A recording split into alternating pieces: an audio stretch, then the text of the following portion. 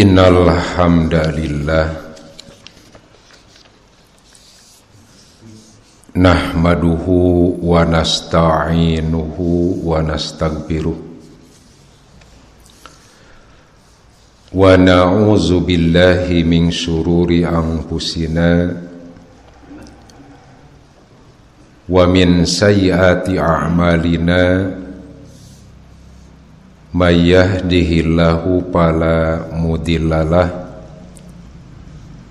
wa may yudlilhu fala hadiyalah wa ashhadu an la ilaha illallah wahdah la syarikalah wa ashhadu anna muhammadan abduhu wa rasuluh alladzi la nabiyya ba'da amma ba'd.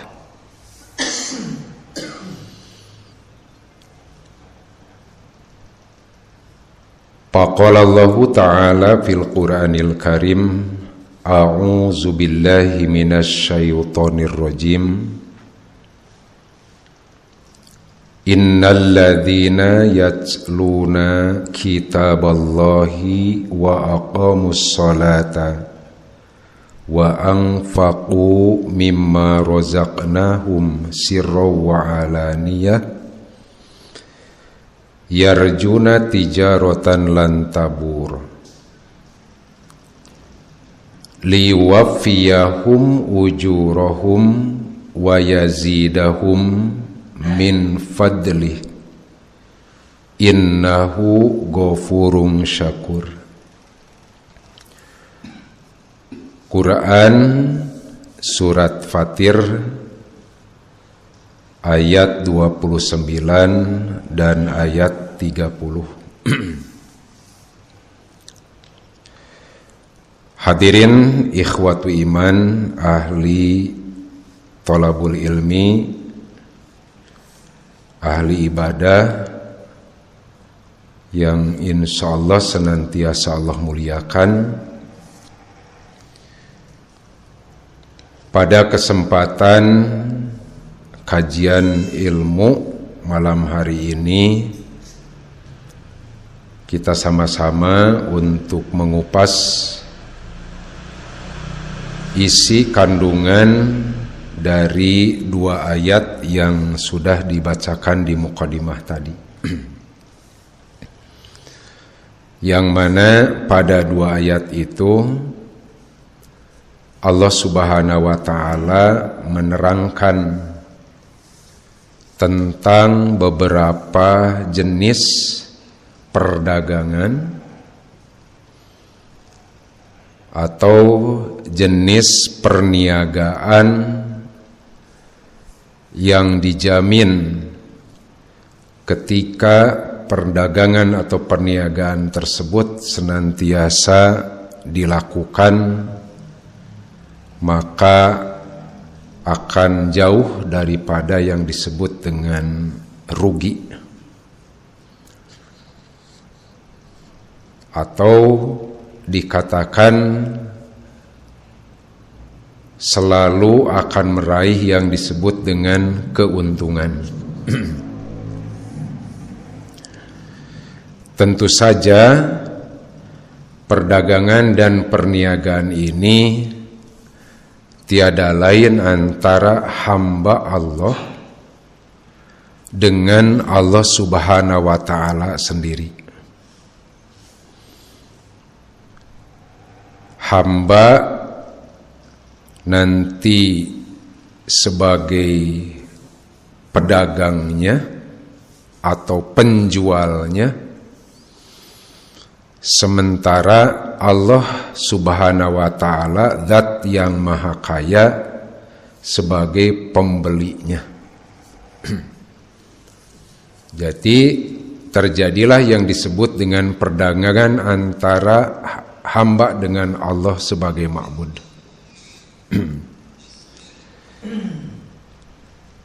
Kalau bicara tentang perdagangan atau perniagaan, bila dilakukan sesama makhluk, Jangan heran kalau ada istilah pernah rugi, gitu ya.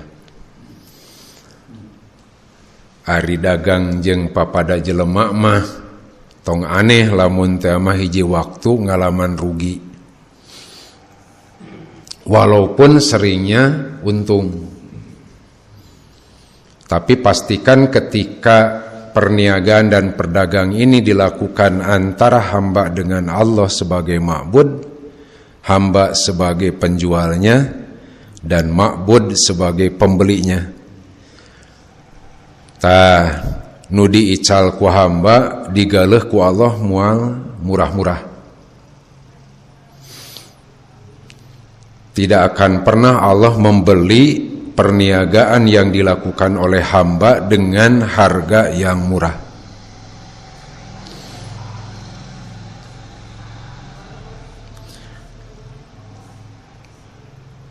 Kalau yang menjadi pembelinya antara manusia, justru nu ngaranna nu meuli mah rada hese lamun hayang meuli dina harga anu dileuwihan kanu dagang teh gede, nu puguh mah nu meuli loba nawar. Jadi nu ngajual hayang mahal, nu meuli hayang murah, kan gitu.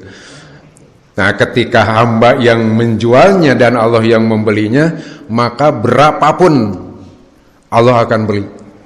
Keuntungan itu luar biasa akan diraih oleh hamba sebagai penjual. Maka timbul pertanyaan, perdagangan apa itu? Atau perniagaan jenis apa? Yang ketika dilakukan oleh hamba sebagai penjual dan Allah sebagai pembeli, maka Allah akan membeli dengan harga yang luar biasa. Sehingga setiap yang dijualnya alias setiap yang dilakukan perniagaan oleh hamba, pastikan sekali lagi, tidak akan pernah rugi. Tinggal kesiapan we anu siap teu gitu, ical galih jeung Allah gitu we. Siap tidak menjalankan perniagaan dan perdagangan dengan Allah Subhanahu wa taala. Sehingga nanti dalam ayat Allah akan membeli setiap perniagaan ataupun jualan yang dilakukan oleh hamba itu sampai 700 kali lipat, kan gitunya. Ketika kita nabung di bank, ada tidak bank yang bisa melebihkan gitu pan jasa kepada nasabahnya dengan jasa yang tinggi? Kan paling beberapa persen saja. Mau nepikeun kana mentas kana 10%, mau wah gede atau 10%. Tapi pelebah bunga mah gitunya, pelebah bunga kekara. Nah, kalau Allah kan nanti sampai 700 kali lipat. Ya. Nah, dalam surat Fatir tadi tentang jenis-jenis perniagaan itu dijelaskan ada 3 perdagangan atau 3 perniagaan. Yang ketika hamba-hamba melakukan perniagaan dan perdagangan itu dalam ayat akhir ya, akhir ayat ke-29 kata Allah lan taburo tijaratan lan taburo yarjuna tijaratan lan taburo. Mereka yang melakukan perniagaan itu berharap munculnya ataupun lahirnya perniagaan lan taburo. Ikhwatu iman, dalam ayat ini ada lapad lan. Menurut kaidah bahasa Arab, secara makna itu hampir sama dengan lam secara makna bahasa. Jadi ada lam, ada lan. Kalau lam itu menunjukkan harfu jazmin, sedangkan lan menunjukkan harfu nasbin. Ketika diartikan tidak, cuman lan itu nanti nasbinya ma'a dawamin. Ketika diartikan tidak itu selamanya. Itu ya.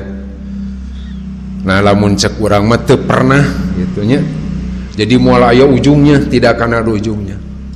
Lan taburo Tidak cukup diartikan tidak rugi, tapi lan tabur itu diartikan tidak akan pernah rugi.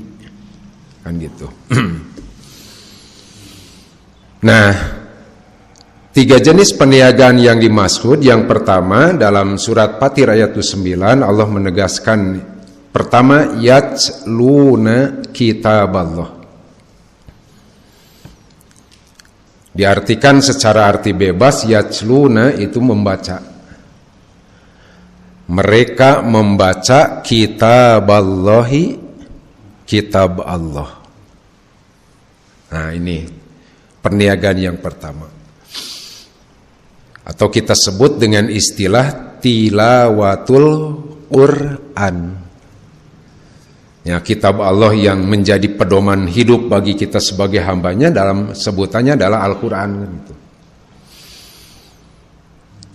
Nih, jenis perniagaan yang pertama, tilawatul Quran, membaca Al-Quran. Gitu. Jadi jangan dianggap hal yang apa ya istilahnya sepele tentang tilawah ini. Nah, menariknya, hadirin hadirat jamaah thalabul ilmi yang Allah muliakan, ketika Allah Subhanahu wa taala menyebutkan jenis perniagaan yang pertama yang secara arti bebas adalah membaca Al-Quran, kemudian lapad yang digunakannya adalah lapad tilawah. Nah, ini yang cukup menarik. Kenapa saya sampaikan cukup menarik? Karena dalam bahasa Al-Quran, ketika Allah Subhanahu wa ta'ala mengungkap yang namanya membaca, itu tidak cukup digunakan satu kalimat.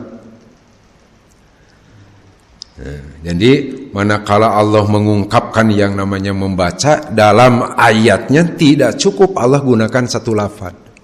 Ya, diantaranya tadi lafaz tilawah, kan begitu ya. Bapak, Ibu sering mendengar kalimat tilawah? Nah, kan gitunya. Ada musabaqah tilawatil Quran. Kalau saya tanya apa tilawah artinya? Membaca, kan? Musabaqah tilawatil Quran, maksudnya lomba maca Quran dan gitunya.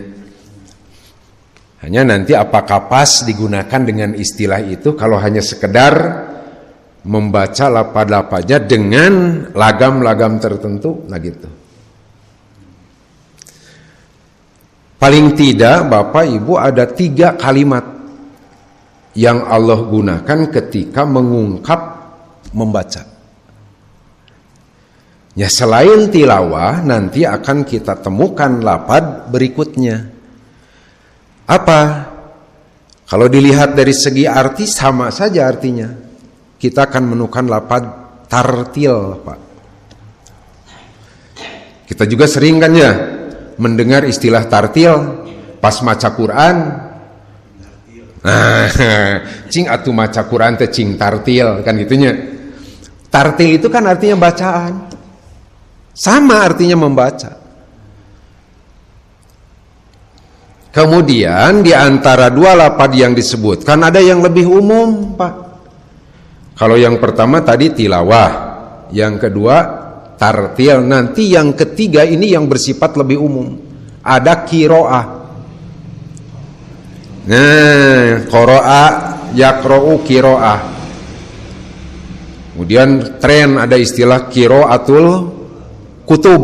Jenenganinya apa artinya qiraah? Ya, kalau disebut qiraatul kutub yang dimaksud adalah maca kitab gunul. Diartikan juga qiraah adalah membaca, Pak. Jadi ada berapa kalimat? Ada 3. Ada tilawah, ada tartil, ada qiraah.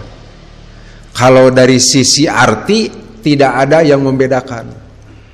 Kalau dari sisi arti, nu jelas mah sami artosna lah 3 kalimat nu tadi. Tapi ketika memiliki arti yang sama, tentu Allah punya maksud dan tujuan yang lain.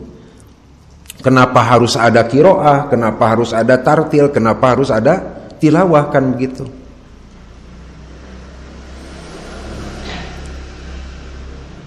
Hadirin hadirat ihwatu iman. Nah, yang ketiga tadi dulu kiroah. Saya sampaikan kiroah itu menunjukkan lafaz yang sifatnya umum, Pak. Walaupun diartikan membaca, tetapi nanti dikatakan lafaz yang umum. Dari aspek apanya keumuman lafaz ini? Terutama dari aspek objeknya. Nih, dari aspek objeknya. Objek itu yang dikenai. Membacakan pekerjaan berarti ada yang dikenai pekerjaan oleh membaca.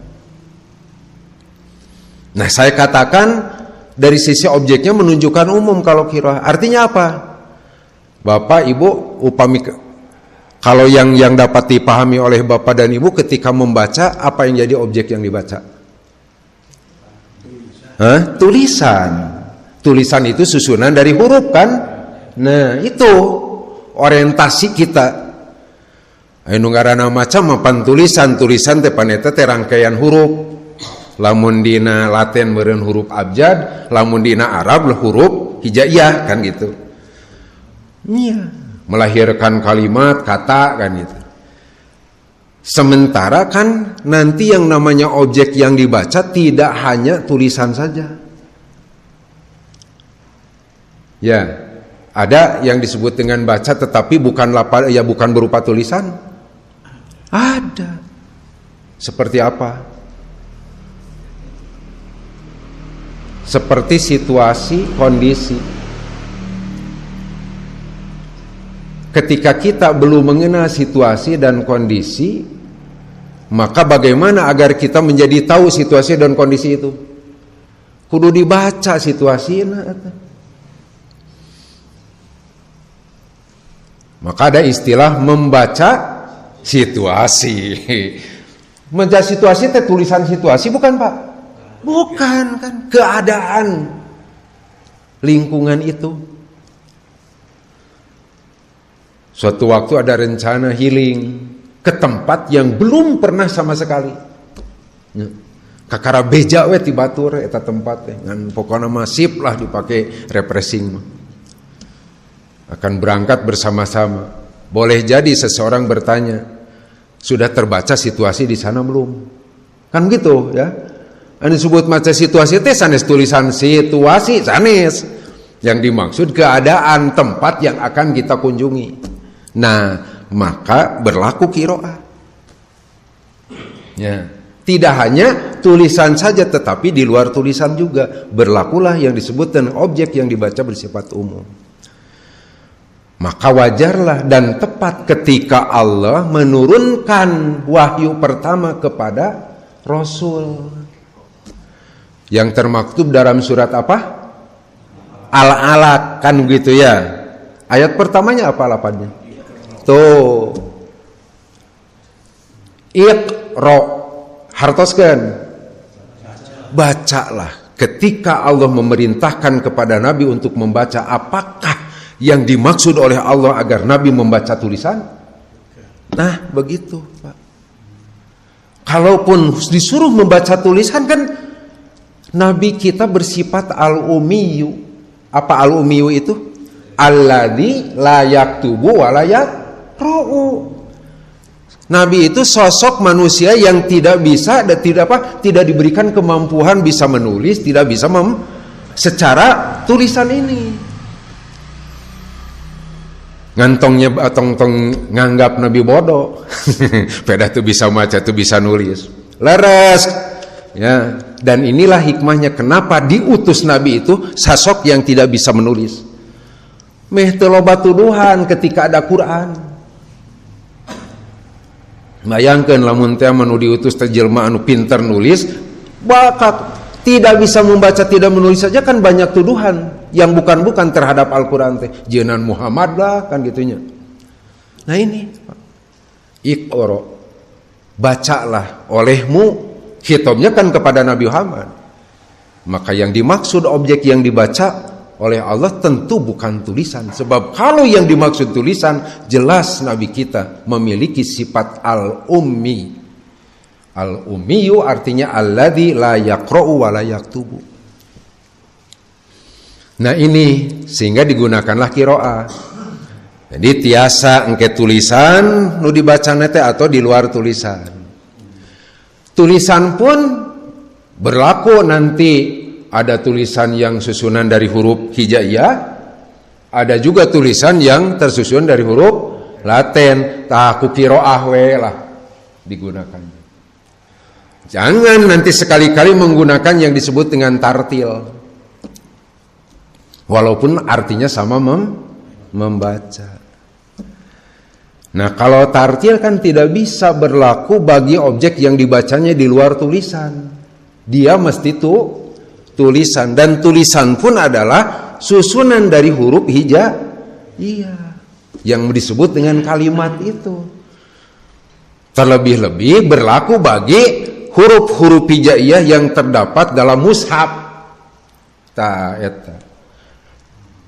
Setiap kalimat yang terdapat pada setiap ayat. Maka dalam Al-Quran Allah berfirman, warattilil Qur'ana tartila. Coba artikan, warattilil, dan bacalah olehmu apa? Al-Quran berarti tulisan-tulisan yang ada pada mushaf itu. Ya, Al-Quran, bacalah oleh kamu Al-Quran tartila, dengan benar bacaannya. Berlaku ke tartil maca Quran maka diulas sakawaya. Sehingga harus diperhatikan nanti sifat hurufnya, ya, makhorijul hurufnya, hukum-hukum tajwidnya, kan gitu dalam Quran mah. Khawatir ketika salah sifat huruf padahal dia mampu mengucapkan, nah nanti akan berpengaruh kepada beda arti. Sehingga dalam Al-Quran ada huruf kaf, ada huruf qaf. Ya, al-kafu, kaf, al-qafu, qaf. Nah gitunya. Kan ketika dikeluarkan itu memiliki makhraj yang beda. Ngan lamun ke dikaluarkeunana kitu panjadi tibalik nu harus huruf al-qaf ini dibaca kaf, sudah lain lagi. Ya.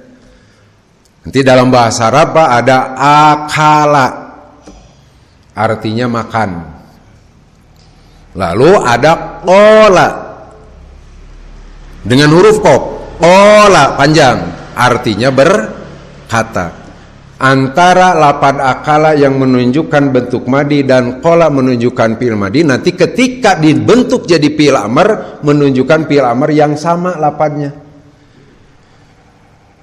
Cuman yang satu harus diawali oleh kaf, yang satu harus diawali oleh qaf. Cing bener mahrojna.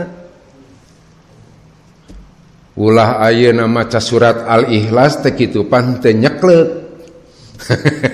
Nya ieu mah kul ya, dengan kaf pan seharusnya ada ya, kul kan begitu ya, kul huwallah. Kalau akala makan, kalau kul berarti perintah eta teh nya. Matak lamun maca kul biasa dengan kaf, huwallah luar biasa. Wawanianan marentah ngadahar pangeran. Kan seperti itu ya.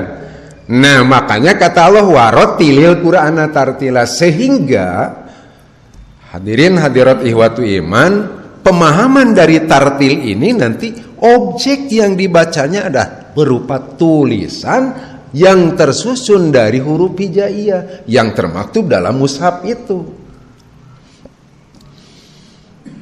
Dan ini dijadikan sebagai landasan wajib mempelajari ilmu tajwid. Bener panjang pondokna. Kemudian ada istilah tanda berhentinya, kan gitu. Ini sangat berpengaruh. Entong eureun di mana wae. Bujeng-bujeng dina Quran. Nya, dina tulisan Latin wae kudu diperhatikan tanda bacana. Sabis balamun teu diperhatikan bisi salah pemahaman. almarhum Allahu yarham apa sodikin kan gitu ya. Selalu menggunakan contoh dengan bahasa Sunda gitu kan. Ungkapannya waktu kuring nepi kasusukan koma kan. Ya, koma didinya di parbasusukan. Kadituna aya bahasa naon tuluyan dina Sunda mah. Jut kuring turun nya.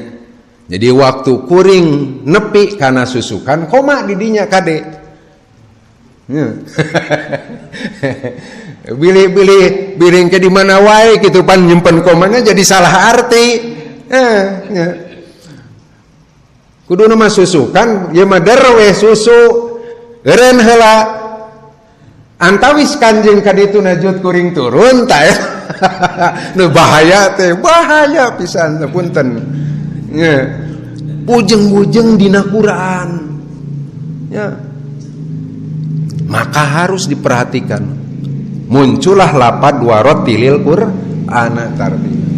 Nih, walaupun artinya sama membaca tetapi objek nanti yang dibacanya, ya, objek. Berlaku untuk Al-Qur'an lapad tartil.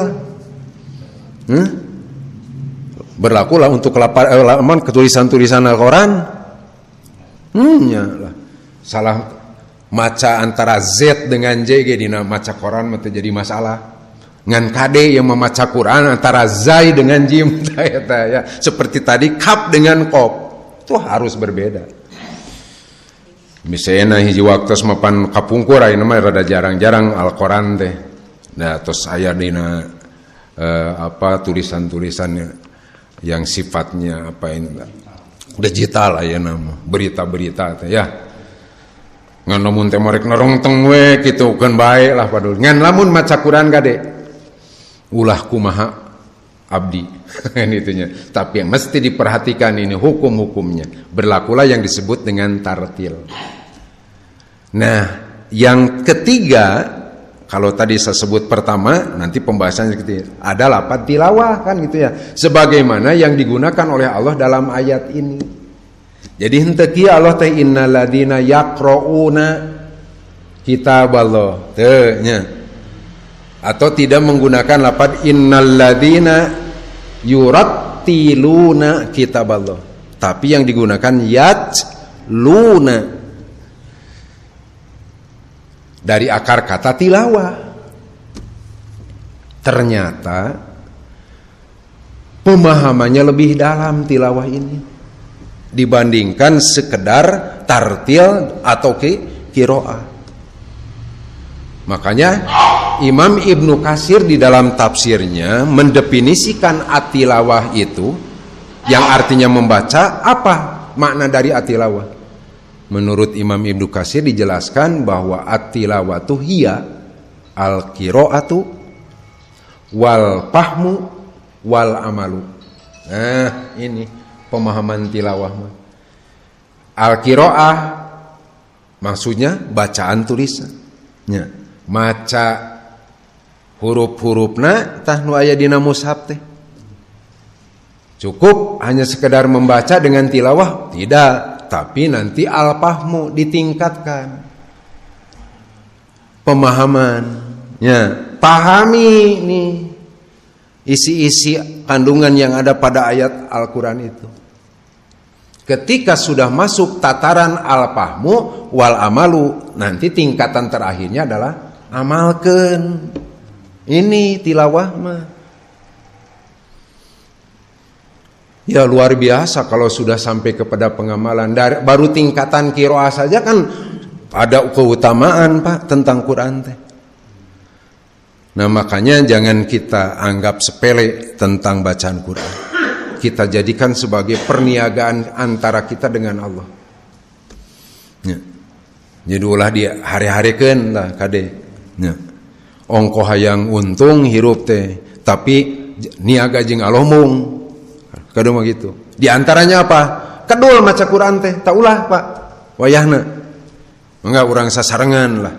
Da teu kedah lami-lami teuing atuh. Ngan anu jelas mah ieu mah Allah mere waktu 24 jam nepikeun ka teu aya kedap waktu sesuai disempatkan ke maca Quran, kadang-kadang begitu kan. Pada 24 jam sadinten sawengi teh. Teu kudu ayeuna jam-jaman maca Quran capek. Cuman jangan sampai kita istilahnya bebaskan dalam satu hari semalam daripada bacaan Al-Quran. Ya, kita sempatkan. Kenapa? Oh, ternyata ini bentuk perniagaan yang Allah jamin ketika dilakukan tidak akan pernah rugi orang yang melaksanakan. Kalaupun Bapak Ibu hadirin hadirat jamaah thalabul ilmi yang Allah muliakan, kita banding-bandingkan keutamaan dengan syariat-syariat Allah yang lain, yang namanya baca Quran itu memiliki keutamaan yang luar biasa. Ya. Ketika bicara tentang infak sodako, tentang pahalanya kan tidak dilihat besar dan kecilnya yang dikeluarkan. Ya. Kenaon gede oge ari engke ku Allah pada ujungnya tidak diterima sodako itu kan tidak ada manfaatnya. Makanya kata Nabi, abdolus sodakoti, seutama-utamanya sodako, adwamuha, keberlanjutannya. Yang disebut dengan seutama sodako itu adalah keberlanjutannya, maksudnya dawam, rutinnya. Wa in qala, kata Nabi, walaupun hanya sedikit saja yang disodako, ngan nu leutik eta tetuluy we dilakukan. Tibatan ayeuna bro sakali gede, ngan sakali-kalina seumur hirup teh. Teh arti, ya. Nah, beda dengan baca Quran.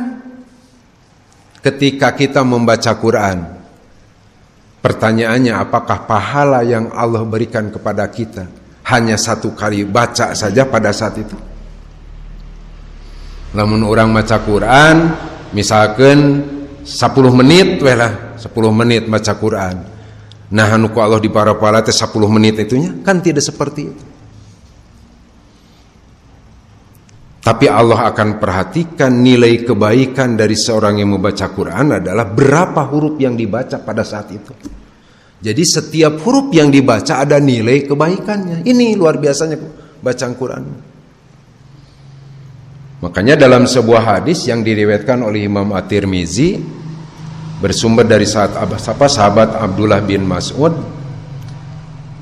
qala Rasulullah sallallahu alaihi wasallam, Rasulullah SAW bersabda, man qara harpan min kitabillahi falahu hasanatun. Siapa saja yang membaca satu huruf dari kitab Allah, maksudnya dari Al-Quran, falahu hasanatun, maka dia akan mendapatkan satu sahuruf no dibaca.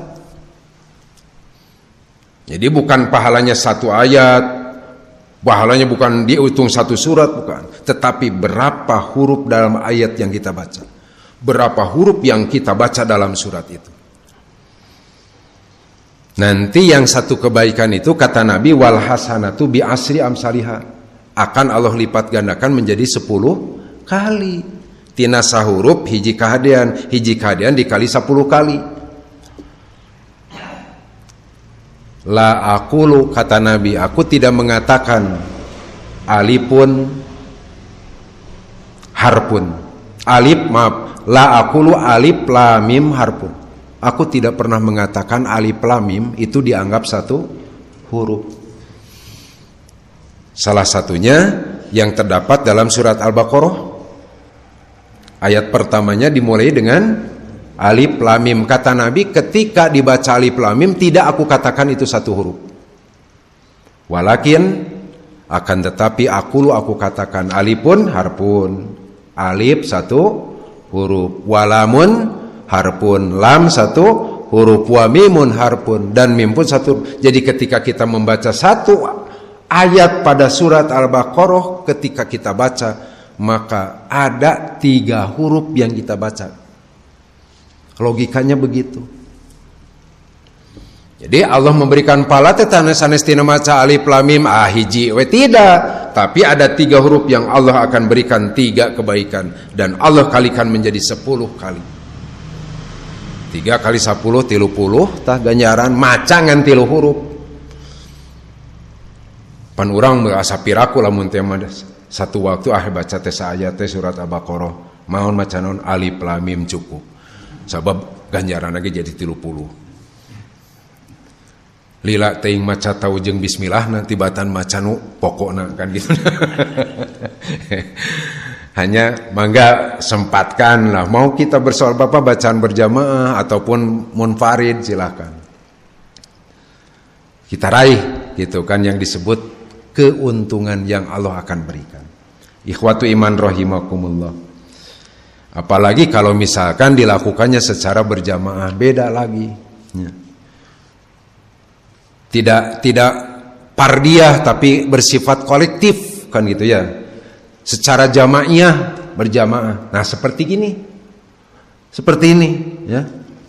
Ulah dianggap ya sanesia culuna kitab Allah, pastikan kita sedang memahami ayat-ayat Allah. Apa jaminan dari Rasulullah? Kata Rasulullah di dalam hadis yang diriwayatkan oleh Muslim dan Abu Dawud, majtama'a qaumun fi baitin min buyutillah, tidak ada satu kaum yang berkumpul di masjid Allah ya, di masjid Allah ya. Kemudian yatsluna kitab Allah, berkumpulna teh lain ngararoblong henteu komo ka ditu ngaradon sare mah. Ya, berkumpulnya bukan hanya untuk ngobrol, apalagi untuk tidur, tidak.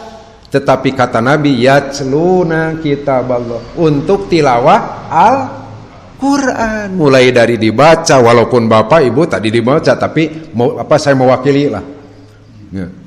Saya mewakili, dan mendengarnya pun mendapat ganjaran kade. Numuna menang ganjaran maca henteu ngadengikeun henteu, padahal bari jeung aya di dinya tah moal menang ganjaran tah mah. Ari palebah ganjaran hayang, tapi ketika yang maca Quran ngarobrol we tah kade kudu diperhatikeun. Yatsluna kitab Allah kata Nabi. Wa yudarisunahu, kemudian ditadarus, tidak banyak. Ya. Teu kudu seueur-seueur ayat nu dibacana teh. Seperti saya tadi bacakan cepat cuma 2 ayat saja. Yudarisunahu, ditadarus, dikaji isi kandungannya. Illa nazalat alaihimus sakinah, kecuali ketenangan jiwa akan datang ya, akan turun atas mereka. Allah jamin berikan ketenangan. Pastilah tarenang bukan nu aya di masjid mah. Nya minimal atuh leungit heula pikiran-pikiran nu ngariweuhkeun gitu pan aya di imah teh nya. Komo lamun teh mapan aya nu boga hutang ngahaja supaya ayeuna jadi tenang gitu pan tinu nagih datang ke masjid. Ngan ulah itu ulah dijadikeun hela. Cuman pastikan ada dalam ketenangan. Kenapa? Jaminan dari Nabi. Wa ghasiyat humur rahmah, kemudian kasih sayang Allah akan meliputi yang mencakup mereka. Meliputi mereka. Insyaallah la'alakum turhamun kata Nabi, kata Allah, mudah-mudahan kalian dirahmati. Wa hafathumul malaika, bukan hanya ketenangan Allah turunkan, bukan hanya rahmat Allah berikan, tapi malaikat pun itu mengelilingi kaum yang berada di masjid Allah, yang ketika berada di masjid Allahnya dalam tilawah Quran, tadarus. Kernaon cing malaikat nguriring ayeuna teh ngadoakeun. Namun malaikat ngadoakeun moal ngadoakeun cilaka moal malaikat ngadoakeun kasalamatan. Jeung lamun malaikat terus ngadoa ka Allah pasti diijabahna. Itu ya luar biasa kan. Wa dzakarumullahu fiman indahu, dan Allah akan selalu mengenang. Moal nepikeun kahilap Allah teh kasih A kasih B ta ieu ahli ngaji teh nusok maca Quran, nusok tadarus Quran. Nah, ini dalam hadis riwayat Imam Muslim dan Abu Dawud. Iwatu iman rahimakumullah. Dalam kajian yang pertama, niaga yang pertama, keutamaan membaca Quran pastikan. Apalagi kita yang langsung membacanya. Jangankan langsung membacanya, kita bisa menghargai, kita bisa memuliakan. Pada saat ada orang yang membaca Quran, maka Allah Subhanahu wa Ta'ala yang akan langsung memuliakannya. Komonu macana, memperhatikan saja, yang memperhatikan itu sebagai bentuk kehormatan, penghormatan. Ini lamun kadeta dalam acara apapun, ya dalam acara pun, seperti hanya pengajian ataupun ketika ada yang disebut dengan pernikahan. Jangan dibiasakan pada saat dikumandangkan bacaan Al-Quran, kemudian kita gitu Pak, ngobrol. Kenapa? Khawatir ketika orang lain membaca Quran, yang lainnya pun menyimak, memperhatikan, urang ngobrol, tah urang nuges ngahinakeun nu keur maca Quran. Yang sudah meremehkan dan merendahkan. Wajib setiap bacaan Quran dihormat, termasuk orang yang membacanya. Sampai-sampai dalam sebuah hadis Nabi SAW itu menyebutkan, orang yang biasa membaca Quran maka akan terkelompokkan kepada sebutan keluarga Allah. Nesok maca Quran mah diaku ku Allah teh sebagai keluarga anak. Ya. Allah anggap sebagai keluarganya. Kata Nabi, man kana yarju liqa Allahi fal yukrim ahlallah. Siapa saja yang berharap bertemu dengan Allah nanti yaumil akhir, fal yukrim ahlallah, maka dia harus mampu, harus bisa menghormat keluarga Allah. Namun hayang papangi jeung Allah, hormat keluarga Allah. Kila ditanya, ya Rasulullah, wahai Rasulullah, halillahi azza wa jalla ahlun, apakah Allah punya keluarga di dunia? Manya Allah punya keluarga gitu mah satu beda gitu, panjang sebutan keluarga dalam kehidupan manusia, ayah bapak, ayah inung, ayah anak. Nah, ikhwatu iman tidak begitu pengertiannya. Qala, Nabi menjawab, na'am, tentu Allah itu punya keluarga. Kila, ditanya lagi, manhum ya Rasulullah, kalau demikian siapa yang termasuk keluarga Allah itu? Qala ahlullahi fid dunya, yang termasuk keluarga Allah di dunia, alladzina yaqra'unal Qur'an, dialah orang yang membiasakan diri membaca Quran. Namun ngabiasakeun maca Quran, tah dalam hadis ini dijelaskan, ditegaskan, Allah anggap sebagai keluarganya. Ala man akramahum, ingatlah siapa saja yang menghormati mereka alias orang yang dikatakan keluarga Allah karena kebiasaannya membaca Al-Quran, faqad akramahullah. Jadi lamun urang ngaregepkeun aya nu maca Quran, bukan yang membacanya yang akan menghormati, yang ketika mendengarkan, bukan, tapi Allah nanti yang menghormati, Allah yang memuliakan. Dari nu maca mah kitu pan batur rek ngadengekeun, batur teu ngadengekeun paduli teuing. Cuman Allah sangat peduli. Ketika seseorang yang membaca Quran kemudian yang lainnya memperhatikan orang lainnya, menyimak, diam dan mendengarkan, maka kata Allah, kata Rasulullah, fa'akramahullah, Allah yang langsung memuliakannya. Sebaliknya, wa'atahul jannah, ya ketika sudah Allah muliakan, maka Allah sendiri akan memasukkan dia ke dalam surga. Wa man ahanahum, siapa yang menghina keluarga Allah, siapa keluarga Allah itu? Yang membaca Quran, faqad ahanahullah, maka sungguh Allah akan menghinakannya. Jadi lamun aya nu maca Quran teu cicing, teu diregepkeun, engke ku Allah bakal dihinakeun ka eta. Ya. Makanya kalau dalam hadis gitu pan ada perintah, ya, ketika imam membaca Quran maka kata Nabi, pastami'u, hendaklah makmum itu mendengarkan. Dengikeun makmum tong make jeung ulu biung maca. Ketika imam membaca jahar, jangan sekali-kali makmum membaca bacaan di belakang imam. Kenapa? Qiraatul imam huwa qiraatul makmum. Bacaan imam itu hakikatnya adalah bacaan makmum. Dengan diam dan memperhatikan berarti sudah menghargai imam. sudah menghormati imam, sudah memuliakan imam.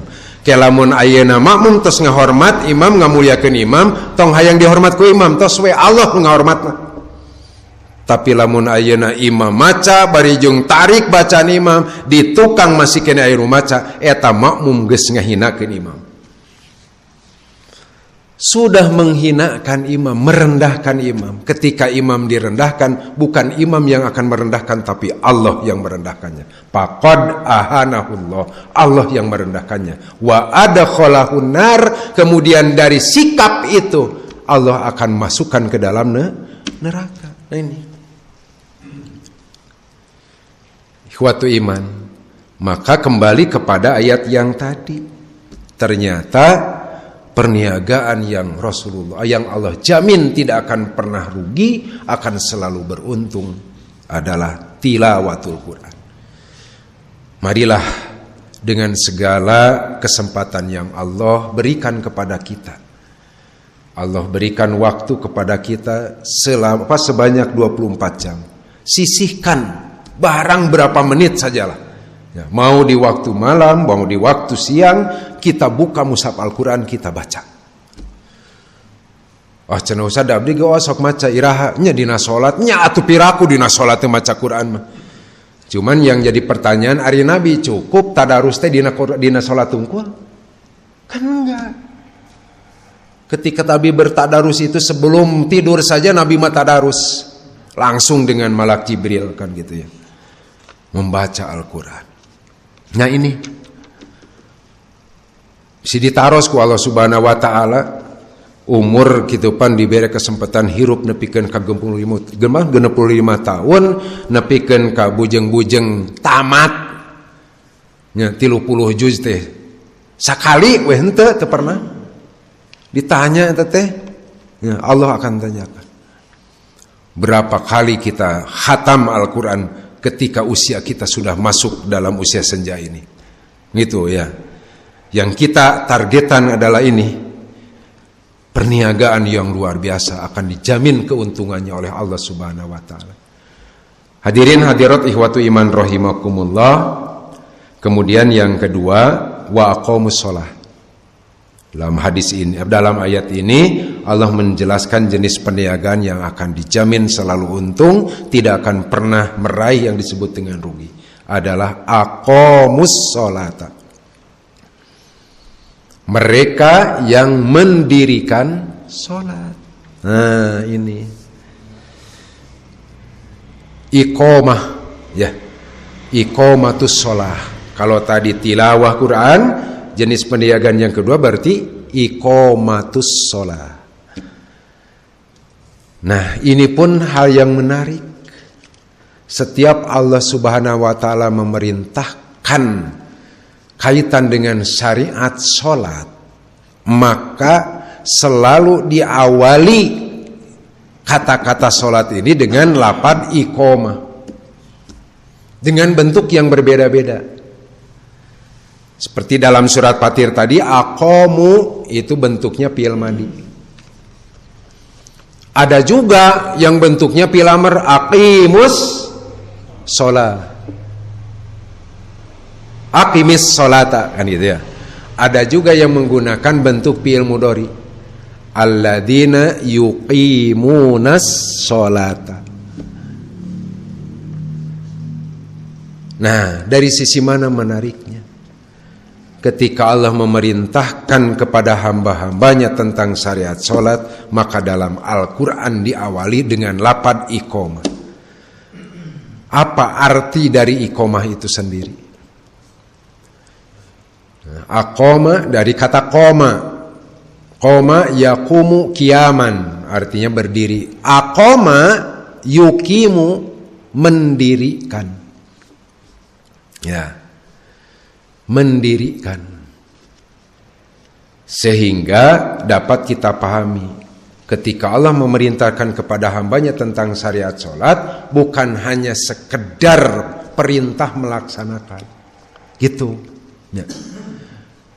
Jadi sanes mung sakadar marintah ngelaksanakan sholat sanes, tapi yang diperintah itu adalah mendirikan sholat. Kenapa? Ternyata Beda arti melaksanakan dengan mendirikan. Melaksanakan belum tentu disebut mendirikan. Tapi kalau sudah dikatakan mendirikan pasti melaksanakan. Ini. Makanya dalam hadis Nabi menegaskan, mengingatkan ya, kasirun minal musallin. Banyak orang yang melaksanakan sholat. Nih, dari umat-umatku banyak yang melaksanakan sholat. Wa qalilun, tetapi sedikit sekali minal qaimin, dari yang mendirikan sholat. Kalau yang melaksanakan, jumlahnya luar biasa. Cuman ketika bicara tentang mendirikan, ternyata Nabi sudah memprediksi akan sedikit sekali. Ini. Makanya jangan sampai ketika kita melaksanakan syariat sholat hanya dikatakan sebatas melaksanakan saja. Rugi kalau hanya sebatas melaksanakan. Tetapi Allah golongkan kita sebagai hamba-hamba yang benar-benar mendirikan sholat. Nah ini. Sallu kama ra'aitumuni usolli. Sehingga Nabi mengingatkan kepada umatnya, sallu, sholatlah kalian kama ra'aitumuni, sebagaimana kalian memperhatikan aku, sebagaimana kalian tahu aku usolli, bagaimana aku sholat. Nya cenah tuda abdi mah pernah tepang jeung Nabi. Ya tidak begitu jawabannya. Walaupun kita tidak pernah bertemu dengan Nabi, tapi paling tidak Nabi sudah mewarisan kepada kita yang disebut dengan ilmunya. Pan aya engke dina hadis-hadis. Pelajari atau hadis-hadis tentang salat, ulah asa salat teh. Gitu ya. Nah, hadirin hadirat ihwatu iman, agar kita menjadi golongan orang yang masuk kepada sebutan mendirikan, maka ada 3 unsur menjadi faktor sholat seseorang, tidak hanya sekedar disebut pelaksanaan, tetapi sampai kepada pendirian sholat. Yang harus kita perhatikan ini, dan ketiga-tiganya tidak boleh hilang.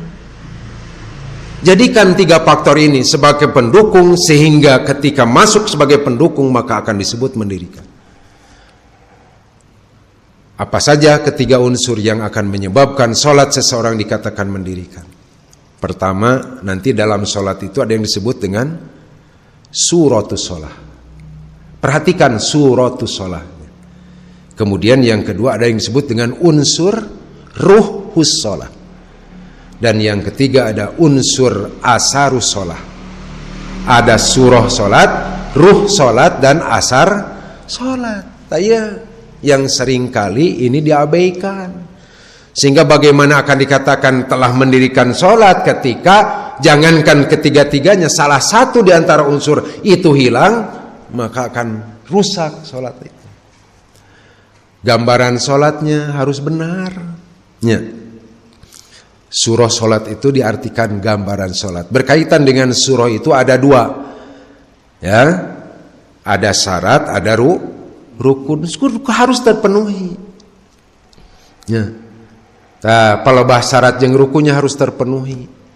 Kemudian dalam melaksanakan rukun dan syaratnya pun harus sesuai dengan apa yang dicontohkan oleh Nabi. Seperti hanya bacaan ataupun yang disebut dengan gerakan. Jangan asal, Pak. Ketika Nabi mencontohkan mengangkat kedua tangan pada saat takbiratul ihram, kan tidak cukup mengangkat kedua tangan saja, tapi ada batasan-batasan dan ada cara-caranya yang Nabi jelaskan dalam hadis. Ya. Tidak boleh gitu kan posisinya si telapak tangan itu lebih bawah daripada pundak. Atau tidak boleh gitu kan telapak tangan melebihi telinga. Kan gitu nya. Ulah kurang tina tak-tak pas ngangkat pandangan teh. Atau ulah luhur teuing tina cepil bahaya teh. Sebab Nabi sudah mengatur. Nah ini ikhwatu iman rahimakumullah. Makanya kenapa di kita gitu kan dibiasakan mengkaji tentang ilmu sholat. Kenapa? Karena ingin benar. Sholat kita ingin seperti yang dicontohkan oleh Nabi. Belum lagi nanti ruh, ya ruh sholat. Kalau dalam badan ruh itu fungsinya untuk apa? Pandina awak kurang tak ya ruh. Nah, apa fungsi ruh dalam badan kita? Itu kan yang bisa menghidupkan anggota-anggota badan. Sehingga ketika anggota-anggota badan itu di dalamnya masih ada ruh, bergeraklah gitu. Ya. Kudu hirup sholat siga kudu hirupna awak pada saat ruh masih ada di dalamnya. Ya mau ulah dianggap paeh sholat teh. Nah disebut paeh sholat teh heuda eueuh ruhana. Siga awak nu leungit atanapi nu lepas tina ruhna. Ketika ruh sudah lepas dari badan, maka disebut teh badan teh dengan istilah mati. Dan sama hanya dengan sholat. Lamun dina sholat aya ruhan berarti eta sholat teh disebutna sholat nu maut tetenya. Bagaimana akan diterima oleh Allah kalau sholatnya sudah dikatakan mati? Awak wae lamun eueus ruhan kitu panu sejen masa kapeungsieun. Ya ketika badan sudah lenyap daripada ketika ruh sudah lenyap dari badan nuka tingali teh awakna pan banyak orang yang merasa takut ningali awakna ruhan teh. Nya artina meureun masih kene loba jelema kuno sieun kuno maut. Tah tidak menutup kemungkinan banyak orang yang takut dengan sholat orang itu karena sholatnya dikatakan mati. Makanya mesti ada disebut ruhnya. Apa yang akan menghidupkan sholat? Atau apa yang menjadi ruh dalam sholat? Yang akan menjadi ruh dalam sholat tiada lain adalah kekhusyuan. Jadi lamun hayang hirup sholatnya kudu tah gitu. Geus bener cara-carana, bacaanana, gerakanana ngan sakapeung mah husu kitu pan jauh. Nah ini. Ya. Apa itu husu? Yang disebut dengan husu adalah yang disebut dengan husu itu masuknya gitu kan. Jadi dukhulul qalbi inda sholati, masuknya hati di dalam ketika sholat. Nah ini. Jadi hati teh kudu aya dina sholat.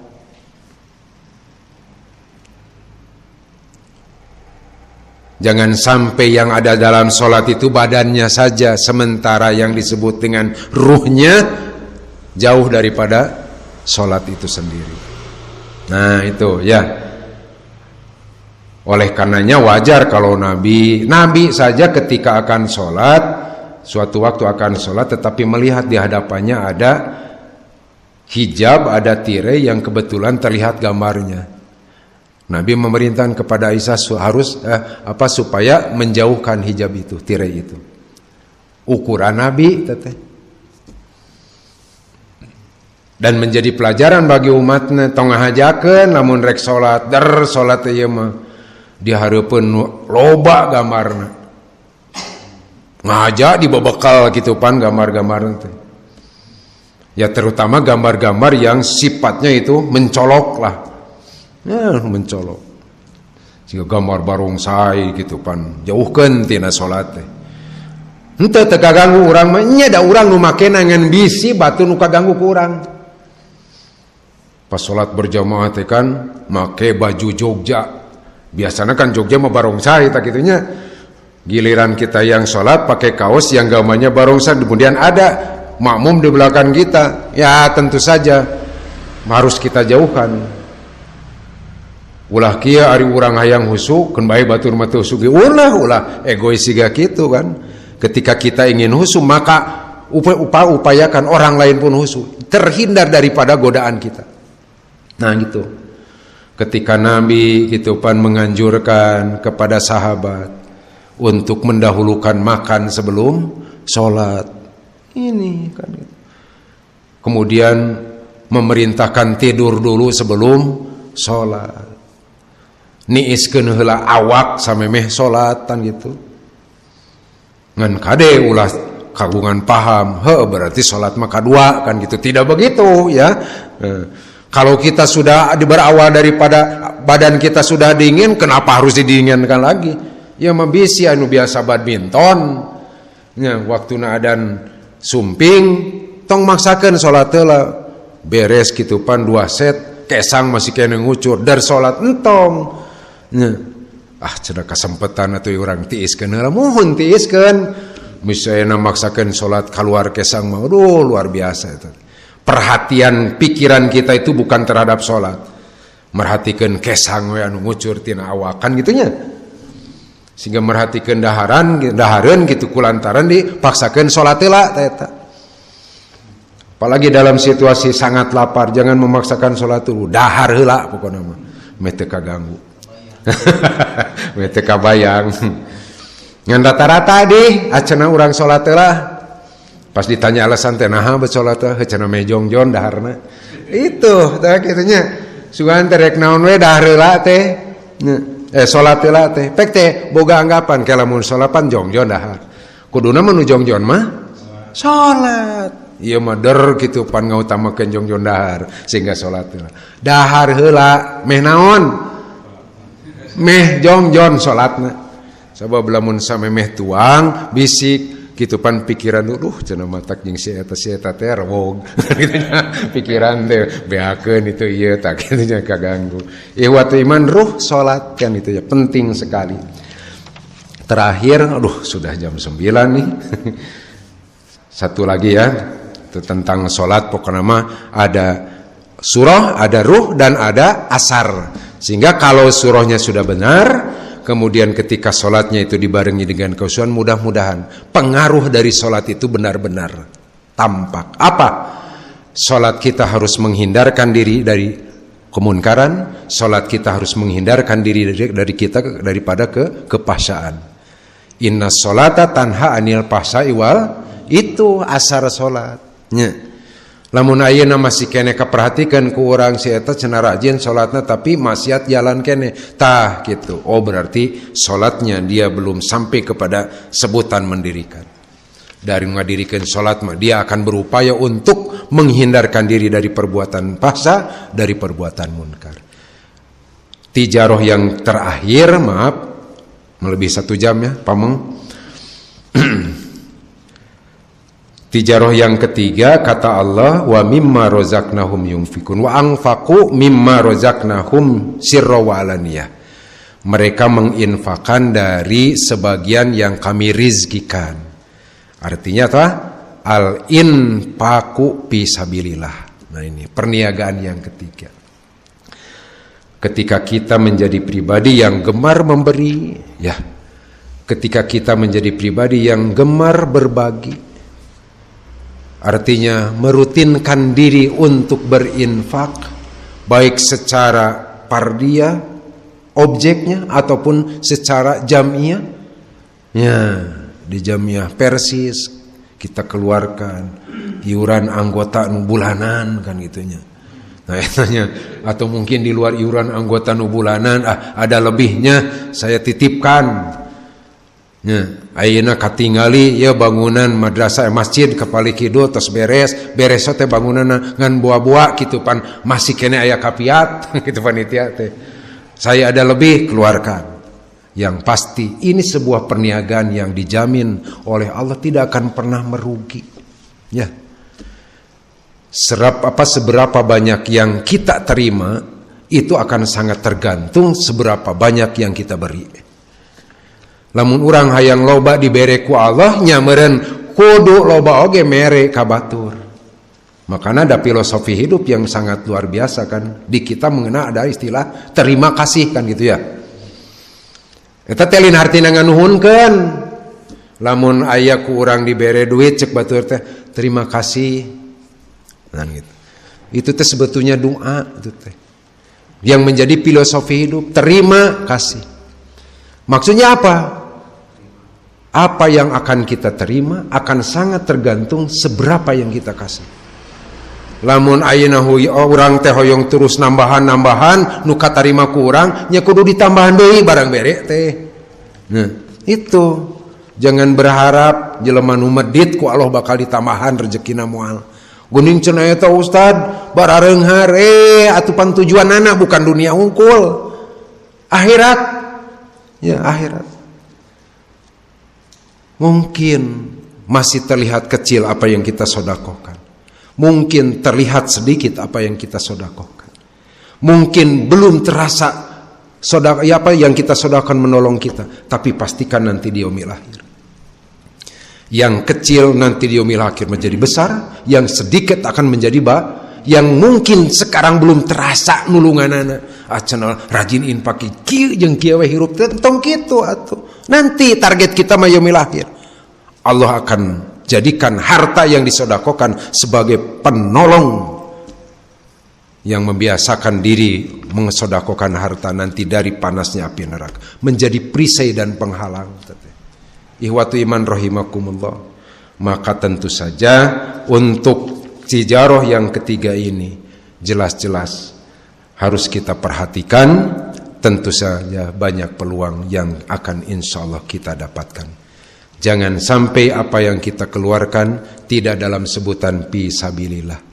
Sebab apa yang dikeluarkan oleh setiap manusia tidak akan lepas dari dua nanti yang ditilai oleh Allah. Bisa jadi al-infaqu fi sabilillah, infak di jalan Allah, atau mungkin kebalikannya al-infaqu fi sabilis syaitan. Dikeluarkan mah dikeluarkan lain dina jalan Allah ya mah dina jalan setan. Nah, nauzubillahi min dzalik ya.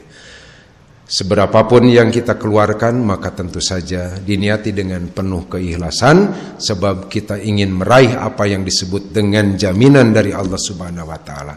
Maka hadirin hadirat jamaah thalabul ilmi yang dimuliakan oleh Allah Subhanahu wa taala, dalam ayat ke-30-nya Allah menjelaskan liwafiyahum ujurahum. Dengan melaksanakan 3 perniagaan tadi, tilawah Quran, membaca Al-Quran, bukan hanya sekedar membaca, bahkan nanti memahami sampai mengamalkannya. Kemudian yang kedua, iqamatus shalah, mendirikan salat, dan niaga yang ketiga, al-infaqu fisabilillah liwafiyahum ujurahum, untuk Allah sempurnakan mereka itu pahala-pahalanya, wa yazidahum min fadlih, dan untuk Allah tambahkan ya keutamaannya. Cuman jangan berpikir sekarang, tapi berpikir nanti di akhirat.